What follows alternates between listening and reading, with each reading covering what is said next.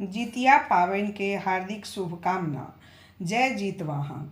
अपन मिथिला संस्कृति से जुड़ल कथा सुनल जाओ। एक दिन कैलाश पर्वत के शिखर पर बैसल पार्वती शंकर जी के पूछलखिन जे एहन कोनो व्रत या तब बताओ जाहि से स्त्री सौभाग्यशाली रहती और संतान के सुख प्राप्त हेतै। शंकर जी कहलखिन आश्विन कृष्ण पक्ष अष्टमी तिथि के स्त्रीगण संतान सुख वास्ते शालीमार भगवान के कुश से प्रतिमा बना क कलश ध क ओहिमे द्रव्य आ आमक पल्लव ध क एक छोट गड्ढा बना क ओकरा छोट पोखरि मानि क ओहिमे पाकरि के डाढ़ि लगा क ओहिमे माटि के चिल्होरि बना रखती आ नीचा में गिदरनी के आकृति बना दुनू के माथ में सिंदूर क फूल अक्षत अंकुरी नैवेद्य धूप दीप सँ एवं बाँस के पात सुसज्जित क रखलाक बाद पूजा केला सँ सौभाग्य भेटैत छै, साथ साथ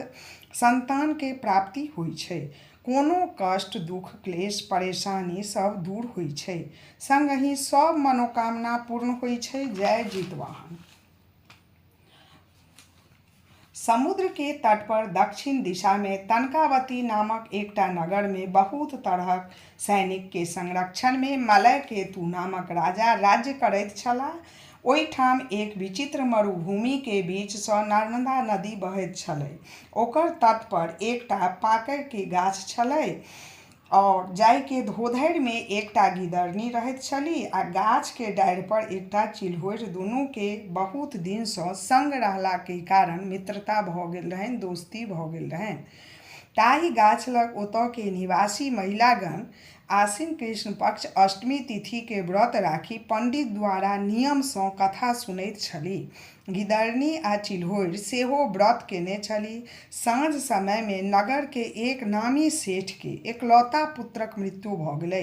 नगरवासी सब नर्मदा नदी के किनारे ओहि बच्चा के संस्कार क अपन अपन घर चलि गेला। आश्विन के अन्हरिया आ मेघ लागल, हाथों हाथ नहि सूझै ततेक अन्हार रहै लेकिन बिजलौका के इजोत सँ आ चिता के इजोत सँ देखि देखि क गिदरनी चिल्होरि सँ पूछलखिन जे सखी जागल छी कि सुतल छी? नींद आबै के कारण हाँ हाँ करैत चिल्होरि सुति गेली और आब की केली गिदरनी कि आब चुपचाप अपन धोधरि सँ निकलि नदी में गेली आ अपन मुँह में पानि ल ओहि चिता के आगि पर धो देली और खंड खंड कैल मांस खूब खा लेली और किछु अपना संग ल एली। ई सब चिल्होरि गाछ पर सँ देखैत छली। प्रात भेल गिदरनी कहलनि हे सखी पारण करऽ के बेर तऽ भ गेलै, हम आब पूजा क के नैवेद्य खीरा अंकुरी अक्षत सँ पारण करऽ जाइ छी, अहूँ जाउ आ पारण करू। समय बीतल। एक बेर प्रयाग में कुंभ के मेला लागल। ओतऽ गिदरनी और चिल्होरि सेहो संयोगवश मेला में पहुँच गेली। ओतऽ अचानक उनका की भेलनि कि दुनू के मृत्यु भ गेलनि। आब दोसर जन्म भेलनि, पुनर्जन्म भेलनि तऽ एकटा जहन जन्म ज्ञाता भास्कर नामक ब्राह्मण और दोसर के जन्म भेलनि भिक्षुक। ओतऽ दुनू के नामकरण भेल। चिल्होरि जेठ छलीह, हुनकर नाम शीलावती आ गिदरनी छोट छलीह, हुनकर नाम कर्पूरावती राखल गेल। समय के अनुसार दुनू कन्यादानक योग्य भेली। दुनू के विवाह भेलनि। शीलावती के विवाह महामत्तम धनी व्यक्ति ओतऽ भेलनि आ कर्पूरावती के विवाह मलय केतु नामक महाराज संग भेलनि। जखन कर्पूरावती गर्भवती भेली तखन हुनका पुत्र भेलनि, लेकिन दुर्भाग्यवश एकोटा पुत्र नहीं बचलनि। 7टा पुत्र हुनका लगातार होइत रहलनि और एकोटा पुत्र नहीं बचलनि, जाहि लऽ कऽ हुनका सभक मन बड़ दुखी छलनि। शीलावती 7 बेर गर्भवती भेली आ 7टा पुत्र जन्म लेलकनि आ 7ओ जीवित छलनि। कर्पूरावती के पुत्र खत्म भ गेलनि ताहि वास्ते शीलावती के बड्ड दुख होइत छलनि, लेकिन शीलावती के सब पुत्र जीवित छलनि आ सब सपूत रहनि, तेँ कर्पूरावती के मन बड़ दुखी छलनि। एहि परिस्थिति में कर्पूरावती दुखी भ जिमुतवाहन पूजा के दिन में अलसायल छली। जखन राजा घूमैत फिरैत अपन घर में अयला तऽ रानी के खोजला आ ताकऽ लगला तऽ रानी के दासी लोकनि कर्पूरावती के कहलखिन जाकऽ जे रानी अहाँ के महाराज तऽ अहाँ लेल बड्ड परेशान छथि। रानी संवाद पठेलखिन जे हम शयन गृह में सुतल छी, राजा ओतऽ जा। अर्धांगिनी प्रिय, आइ पाबनिक दिन अछि, अहाँ एना किया सुतल छी, कहऽ लगलनि। रानी कहलखिन जे हमरा कोन खुशी अइ जे हम उठू। राजा कहलखिन जे रानी उठू, सब ठीक भऽ जेतै। ताहि पर कर्पूरावती कहलखिन जे अहाँ जँ हमर बात मानब तऽ हम उठब आ नहि तऽ हम नहि उठब। राजा कहलनि जे हम अहाँके बात मानब, उठू आ बाजू। 3 बेर कर्पूरावती राजासँ सत्य कहबैली के और तहन बिछावन पर से उठली।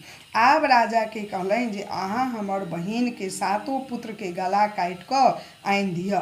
राजा कहलनि कखनो एहन बात ककरो आनो लए नहि सोचै छै, और ओ तऽ अहाँके बहिन छथि। कर्पूरावती के जिद्द सँ परेशान राजा कहलनि जे हम काल्हि अहाँके 7 सिर मंगबा देब। कर्पूरावती हुनकर वचन पर जीमूतवाहनक पूजा केलनि आ राजा अपने सत्य के रक्षा लेल चंडाल के कहलनि जो महामत्तम के 7 पुत्रक गला काटि कर्पूरावती के ऊ आनि देलक। कर्पूरावती 7 सिर के देख गदगद भऽ गेली। आब कर्पूरावती 7 सिर के धो कऽ पियर कपड़ा में बान्हि कऽ 7टा डाला में राखि देली आ जितिया व्रतक पारण करऽ लेल शीलावती के 7 पुतोह लेल दासी सँ पठा देलनि। शीलावती के नियम सँ व्रत आ आत्मा के सही भेला के कारण 7 डाला के सिर तार के फल भऽ गेलै आ तुरंत 7 बालक जीवित भऽ गेलै। ओ 7 भाई गंगा में स्नान कऽ अपन अपन पत्नी लग अयला। सभक पत्नी अपन अपन पति के तारक फल दैत कहलनि जे ई तारक फल अहाँ के मौसी प्रेम सँ अहाँ सब ला पठौलीह। और सभक पति मुँह ताकऽ लगला। ताबत कर्पूरावती इंतजार में रहथि जे आब तऽ शीलावती के पुतोह सभक क्रंदन काननाइ बजनाइ शुरू भऽ जायत। जखन बहुत देर तक कोनो क्रंदन के आवाज नहीं आयल तऽ कर्पूरावती अपन दासी के बहिन ओतऽ पठौली। दासी जखन कर्पूरावती लग वापस गेली तऽ सब वृतांत सुनेली जे अहाँके बहिन ओतऽ सब ठीक अइ। जे सुनि कर्पूरावती बड्ड दुखी भेली। आब कर्पूरावती अपन राजा से पुछलनि जे काल्हि जे 7टा सिर काटल रहै से ककरो दोसर के घर सँ आयल रहै कि? राजा कहलनि जे नहि रानी, अहाँ तऽ अपना सामने देखलियै, तऽ किया एहन बात बजै छी? कर्पूरावती कहलखिन जे ओकर पुत्र कोना जीवित भऽ गेलै। राजा कहलनि केकर? तऽ कहलनि हमर बहिन के 7 पुत्र केना जीवित भऽ गेलै। राजा कहलनि जे रानी अहाँके बहिन पूर्व जन्म में सत्य व्रत और साफ मौन सँ केलनि, तैँ हुनका 7 पुत्र जीवित भऽ गेलनि। और अहाँ सत्य मौन सँ व्रत नहि केलहुँ, दुष्ट आत्मा के रखलहुँ, तैँ अहाँके 7 पुत्र नहि बचल।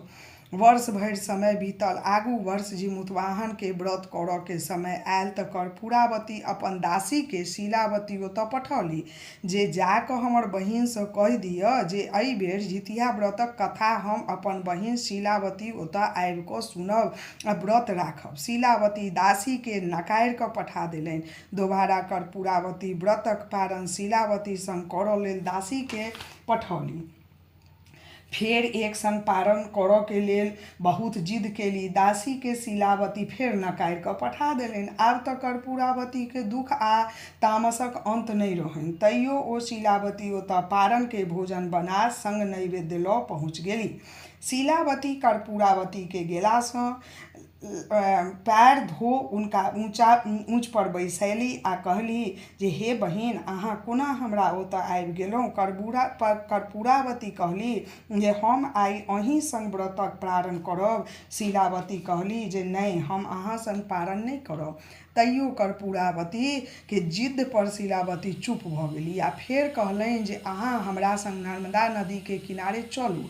दुनू बहिन नदी में स्नान केली आ शीलावती पुछलनि कर्पूरावती सँ जे पूर्व जन्म के कोनो बात अहाँके याद अइ कि नहि? कर्पूरावती कहलनि जे नहि, हमरा तऽ किछु नहि याद अइ। शीलावती कहलनि जे ध्यान सँ सुनू। पूर्व जन्म में यह नदी के किनारे आ पाकड़िक गाछ छल। हम चिल्होरि आ अहाँ गिदरनी रही। एहि गाछक धोधरि में अहाँ रहैत छलहुँ, हम गाछ के ऊपर डारि पर रहैत छलहुँ। एहि गाछ लग सब नगर के स्त्रीगण जीमूत वाहन के पूजा कऽ कथा सुनलनि। हम अहाँ सेहो व्रत केने रही आ दुनू गोटे एहि गाछ लग कथा सुनलहुँ आ कथा सुनि अपन अपन निवास स्थान पहुँचलहुँ। होइत पारणक बेर होइसँ एक नामी सेठ के पुत्रक मृत्यु भऽ गेलै आ ओ एहिठाम आबि अपन पुत्रक संस्कार केलाह। अहाँ ओहि चिता के इजोत देख हमरा ओतऽ तक जाय ला कहलहुँ, लेकिन हम नहि गेलहुँ। अहाँ बीच राति में नदी सँ पानि मुँह में धऽ कऽ चिता पर रखलहुँ आ ओकर मांस हड्डी खा लेलहुँ और व्रत के उल्लंघन केलहुँ और किछु अपन धोधर में सेहो अनलहुँ। चलू हम सब देखा दै छी। जे देखी कर्पूरावती आश्चर्य में पड़ि गेली। व्रत के नियम नहि करबाक कारण अहाँ के पुत्र सब खत्म भऽ गेल आ हमर पुत्र के देखी अहाँ अतेक विरोध कऽ हमरा तंग केलहुँ, लेकिन जीमूतवाहनक व्रत नियम सँ करबाक कारण हमर सब पुत्र जीवित रहल। ई सुनि कर्पूरावती आश्चर्य में पड़ि गेली और ओही स्थान पर अपन प्राण त्याग देली। राजा हुनकर श्राद्ध कऽ निश्चिंत सँ ईमानदारी पूर्वक राजकाज चलाबऽ लगलनि आ शीलावती असगर अपन घर उदास भऽ वापस आबि गेली। सब स्त्रीगण के शीलावती जकाँ पुत्र जीवित रहनि ई शुभकामना अछि।